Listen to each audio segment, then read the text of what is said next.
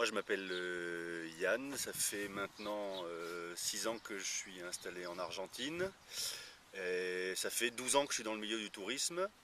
J'ai travaillé d'abord pendant des années pour un gros tour opérateur français et puis de nombreux voyages personnels et une attirance personnelle pour la zone Amérique latine m'ont fait y aller fréquemment et depuis j'ai décidé à partir de ce moment-là de m'y installer de manière définitive depuis 2006 et de monter une agence locale spécialisée dans la réception de voyageurs français.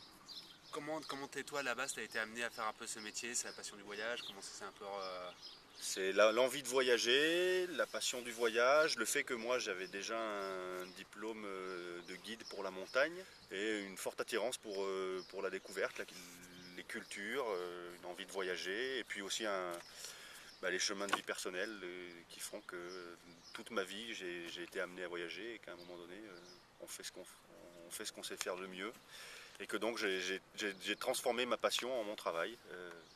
Mon agence locale, on l'a commencé à la monter en 2006.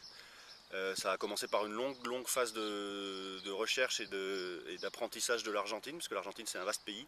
Et à partir du moment où on a emmagasiné pas mal d'expériences, on a commencé à proposer des voyages. La gamme de programmes qu'on pouvait proposer, elle s'est étoffée. Jusqu'à qu'on devienne d'un statut de 2006 à une petite agence locale un peu artisanale à maintenant une agence bien établie avec de bons contacts qui est bien reconnue dans le pays. On est 4 employés permanents au bureau et on emploie en haute saison une quinzaine de guides. On a une capacité de travail et de proposition de voyage assez vaste. On a commencé par être des spécialistes de la Patagonie, parce que c'était notre cœur de métier, parce que c'était la montagne. Et puis on a développé partout, parce qu'il y a vraiment tout à faire en Argentine. Donc que ce soit des plateaux andins au nord-ouest, Paris-Guassou, les villes, parce qu'on aime bien les villes, la culture argentine qui est vaste. Et puis maintenant, on est capable, parce qu'on connaît, parce qu'on a l'habitude, de faire des incursions au Chili, en Bolivie, pour proposer des choses frontalières, mais qui permettent de voir d'autres choses. Donc on est une vraie équipe de spécialistes, et puis on est surtout une équipe de gens vraiment très bien implantés dans le pays, parce qu'on a des relais un peu partout, qui sont des relais de travail et des relais d'amitié qu'on peut utiliser pour le travail. Donc on a des correspondants dans le sud, dans le nord, des gens qu'on connaît, avec lesquels on est en contact, qui sont francophones, qui parlent français, qui ont l'habitude de travailler avec des Français. Donc voilà.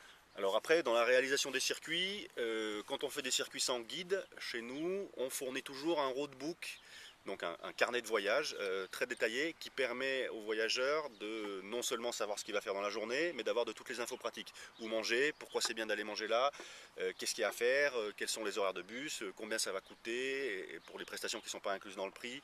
Et en plus de ça, quand on fournit ce roadbook, on fournit les cartes, qui sont, si on a besoin de se balader en voiture ou à pied, qui sont stabilotées, indiquées. Et en plus, on met à la disposition des gens, enfin on met à la disposition, 2 numéros de téléphone qui permettent d'être joignables 24 heures sur 24 et qui laissent jamais les gens en situation de questionnement ou de détresse au cas où. Après, l'Argentine, c'est un pays sûr, on y voyage facilement et tranquillement. Après, les voyages, comment est-ce qu'ils sont fabriqués? Le sud étant quand même une partie réservée en général à la randonnée parce qu'on s'approche des montagnes. Les hébergements sont un peu plus spartiates. On peut avoir du refuge ou de l'auberge de jeunesse. Mais on peut aussi avoir vraiment de la très haute qualité, de la très haute prestation. C'est plein d'endroits où c'est des hôtels 4, 5 étoiles avec des prestations très haut de gamme, du spa, etc., etc. On peut tout faire. Dans le nord, qui commence à se développer un tout petit peu, là, le réseau de transport public n'est pas très bon, donc on fournit en général des véhicules. En fonction du voyage, c'est soit un 4x4 parce qu'il y a beaucoup de pistes à faire, soit une voiture. Et puis là, par contre, on a plus d'hébergement, de charme. On arrive encore à trouver des petites pensions familiales, des petites auberges qui restent pas trop fréquentées et sympathiques. On n'a jamais de camping dans le nord, à moins d'une demande particulière. Par contre, on peut en avoir dans le sud si on décide d'aller en Patagonie et de marcher. À Buenos Aires, on est toujours là. Quand les gens viennent à Buenos Aires, il y a toujours un représentant de toute façon de l'équipe locale, francophone, quel que soit le voyage que va faire la personne, même si elle fait juste que passer 4 heures à Buenos Aires, qui va venir l'accueillir à l'aéroport, ou à l'hôtel de la première nuit pour discuter, pour qu'on prenne le temps ensemble de refaire le voyage, regarder les cartes. On ne va jamais laisser les gens partir seuls dans la nature.